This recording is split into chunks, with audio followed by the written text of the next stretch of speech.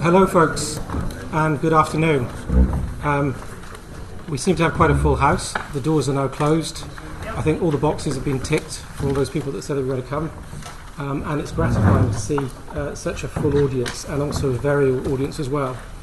My name's Mark James. For my sins, I run the SIFIDS Project, principally from St Andrews. The majority of the people that are involved in the SIFIDS Project are here to make presentations to you today. We've got quite a constrained time frame in order to be able to deliver quite a lot of information. There's also quite a lot of time there for answering questions and seeking your feedback on various aspects of the project. And feel free to do that during the context of this workshop, and also subsequently if you've got any other further comments that you'd like to bring to our attention. I'll briefly run through what we're going to be doing today, and then I'll pass you over to some of my colleagues, principally Jim Watson in the first instance from Marine Scotland, to give a policy spin on this. Spin's probably not the right word, but at least a policy view on this. And then we'll actually get into the meat of the discussion on some of the work packages. We won't refer to them as work packages. We'll hopefully give it a much more robust and colourful explanation than just a work package. But this is very much for your information and our feedback. So it's not just one-way traffic. If you've got thoughts or views that you want us to introduce into the project, we will accommodate as best we can. It's quite a large project, it's quite an expensive project, but it's hopefully going to deliver quite a lot within 30 months. And we're under quite a lot of pressure to make sure that we produce something that is useful at the end of it. So, first of all, what is SIFIDS? The first thing to note is it's a research project. It's not something you are going to be able to plug in, drive away at the end of 30 months. It will examine, explore, analyse a number of different methods, processes, new approaches to doing things, which we hope to be able to integrate at the end of the day and make recommendations to both the industry and to Scottish Government about what might be possible using some of these new techniques and processes that might be available. Unfortunately, this seems to be on kiosk mode, but never mind. So the important factor in the first instance is that we're focused on the inshore sector, vessels under 12 metres. We're also focusing principally on the creel sector, and the reason for that is we've got to constrain some of the work. We've got to provide some constraints on exactly what we're going to analyse and what we're going to look at. So there's no pejorative thinking around the creel sector. It's just that it's an obvious one for us to look at, and it gives us some obvious parameters and constraints within which we can work within the context of the project, the budget and the resources. So the first thing is that SIFIDS will be looking at different approaches to collect data from fishermen themselves, and then this is the holy grail, to collect data from fishermen that feed in, and that data then feeds into stock assessments. So how can we do that using perhaps new technologies, new approaches, new statistical methods that may be emerging as well that will allow us to do this sort of thing using probabilistic means? And that comes under work package 1, and Beth Mowat from the North Atlantic Fisheries College should be here hopefully later in the day to explain that, but at the moment she's sitting in an airport in Orkney, but we'll deal with that later. We're also looking at how we can automate systems and processes for capturing some of that information. There's new technology arising all the time, particularly in the food processing sector, for example, in the manufacturing sector, where we may be able to use some of the processing techniques that have been developed for those sectors and pull them into the fishing sector and see whether we can use them or not, to be able to look at measuring, at sexing, sizing animals as they come on board or as they are transferred into various containers on board the vessel. So there's part of that. And then also the way we collect that data on board, perhaps pre-process that data and then transmit it so that it avoids additional paperwork, so that we can collect more data more cost effectively, appropriate quality controls, and hopefully less of a paper burden on the fishermen themselves. We're also looking along similar lines, and we were asked specifically as we were developing the project by Marine Scotland to include scallops and scallop stock assessments. This was slightly left field, but again it's the use of new technologies, and our colleague from St Andrews, Richard Bates, will be here to describe some of the methods that they hope to assess in terms of looking at scallop populations and exploring some new technologies, some underwater technologies that may give us new information on scallop stocks. Importantly, we have to put this in a socio-economic context. The Scottish inshore fishing industry is not well known in terms of its socio-economics, and I'm not just talking about first sale value. That's not terribly descriptive. We need to know more about the structure of the business. We need to know who's involved, how that is propagated in terms of involvement through local communities, and what that means both socially, culturally and economically. And we need a much richer picture than just a first seal value or the number of people involved. And so Work Package 4 will deal with that, and we've got colleagues from SRSL at SAMS and Imani to talk about that later on today. We also have been looking from a previous project at ways of looking in much more depth at how we interpret the behaviour of fishing vessels at sea, how we might be able to do that automatically using machine learning and various other techniques where we get lots of data coming in, and it's about looking at the patterns in that data in terms of the movement of a vessel, and can we interpret that behaviour, can we tell when it's fishing, when it's not fishing, and can we use that information, for example, to build a much richer picture of where fishing is taking place, over what spatial scales it's taking place, and more accurately where stuff is being caught. And then the whole idea is to integrate that information in new ways which will hopefully feed into decision support systems for government, for industry, and that might range from something that a fisherman has as an app which tells him whether he's fishing more efficiently this week than he did last week. Again, it's a conversation we want to have with fishermen. What information do they want? What information is useful to a fisherman to have in terms of the way they run their business that we might be able to extract from this system, which will give them that information. Similarly, fisheries managers, can we integrate new information through this system to give much higher spatial resolution, much more accurate figures in terms of regional stock assessments. And also, we can't ignore marine planning. We now live in a marine planning regime. We need to feed data into that. Obviously, things like MPAs, etc., have raised the profile of fishermen having to defend where they fish, how much they fish. When we were doing a previous project, the Butec range was a very live issue at the time. And the direct questions were being asked of fishermen. You know, how much is this going to affect your livelihood if we extend this particular military range? And these sorts of questions, I think, will become much more cogent as marine planning becomes embedded in the way that decisions are made at government level. And then finally, we've also got people who've worked with us throughout our last EFF project and will be working with us on this project, and they're our facilitators, and they're three people who are our connection and our daily connection with the industry.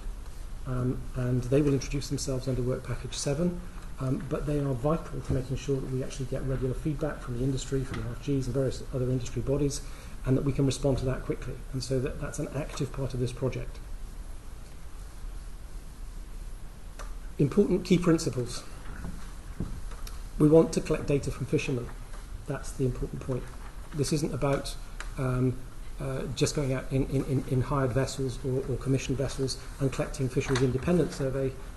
This is about going out and collecting information from fishermen themselves. We also want to automate as much as possible the collection of that data. We want to use open source solutions. What that means is there is an awful lot of software being developed out there at the moment, code, software that we can use freely.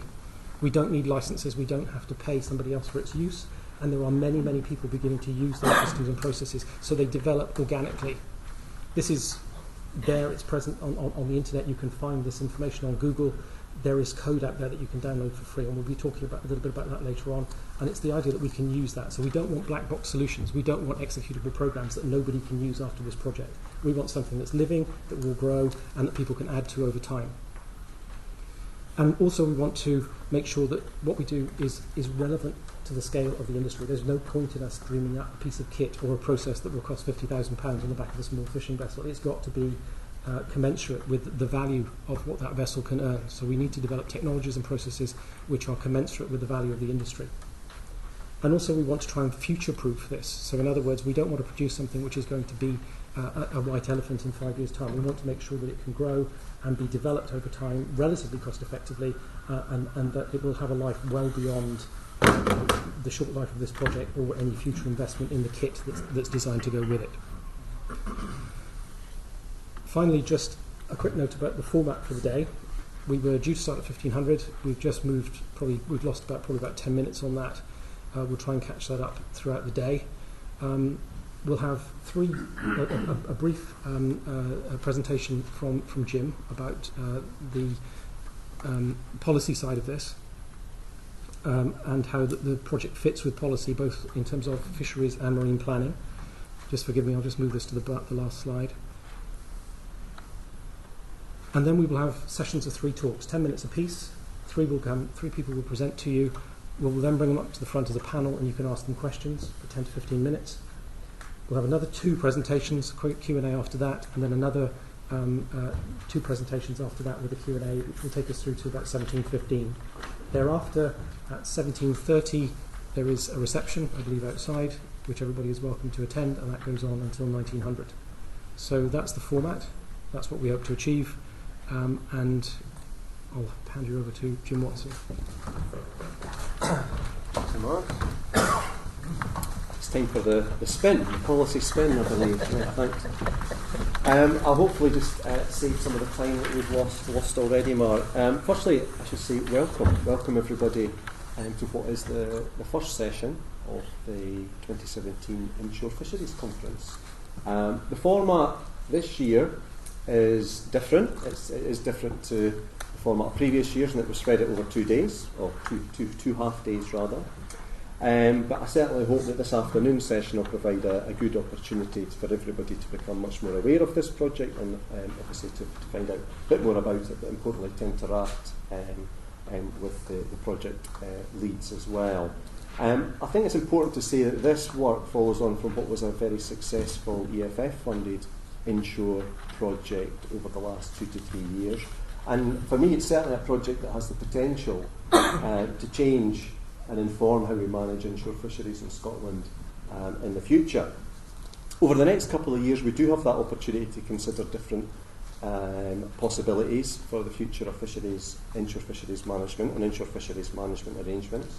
But what's clear is that whatever those management arrangements are, we need to make sure we've got in place appropriate systems to collect data, to collate that data, and to importantly turn that data into useful management information. Management information that can not only improve management of fisheries, but as Mark's already touched on, help enable fishing and the fishing industry to interact much better with other legitimate users of the inshore marine environment and inshore waters. I mean, the world over, wherever you are, the foundations of fisheries management, sound fisheries management, are based on 2 or 3 key things, one being a sound evidence base, which is underpinned by appropriate legislation and obviously effective enforcement as well. Now, Mr Ewan, a Cabinet Secretary, will say a few more words tomorrow about Scottish, well, I'm sure he will, about the Scottish Government's commitment to our inshore fisheries sector. And I certainly don't want to tread on his toes, but I will just say a few things, pertinent points here, just to set the scene for this afternoon. We all want to see a viable, sustainable inshore fisheries in Scotland and a fishing sector that provides benefits to those coastal communities all around the country and our islands. But, as has already been mentioned, the fishing industry is operating in a very different world to what it operated in 20 or 30 years ago. It's an increasingly competitive inshore environment, and the industry is competing for space with many other sectors, marine tourism, renewable developments, etc. And we need to recognise that. I hope, well I'm sure, but I hope you all know we have an inshore fisheries strategy in Scotland that was launched about 18 months ago, and that sets out 3 broad aims. One is to enhance the evidence base, the other is centred around engagement and streamlining governance arrangements, and the third one, importantly, is how we embed inshore fisheries management into wider marine planning. Now, that's all well and good, but how do you actually achieve that? How do you achieve those aims and still ensure that fishermen can continue to be successful with all those competing forces that are in place?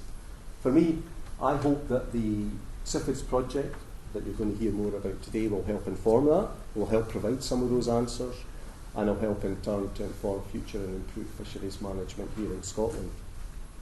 Looking ahead, I think it's obvious that technology is going to play a key role there. I think that is certainly stating the obvious. A key role in how we can improve our management in the future. But it could only play a key role if the fishing industry and the skippers and owners are actually bought into it. And that's an important point. And that's why, coming back to this project, it's critically important that the fishing industry, the vessel owners and the skippers that are out on those vessels are engaged with this project. And that should hopefully help ensure that we've got some realistic outcomes from this work. And that's why it's important, I think, for me, when you're gathering data and working with the industry, that you're going to deliver some practical solutions. You're going to deliver practical solutions that won't have an impact on, for instance, the day-to-day operations of a vessel or implications for vessel safety, for example. I will save some time for you, Mark, this afternoon. There's only one point, one further important point that I would like to stress. This project is funded by public money. We need to make sure, of course, we get best value for public money, funded principally through the ENFF fund. I think, for me, a key attraction and a key strength of this work is that it brings together a range of different partners, a range of individuals and organisations, and bringing together scientific experts and those with expertise in different forms of technology. And that, as I said, I think that's an undoubted strength of this work.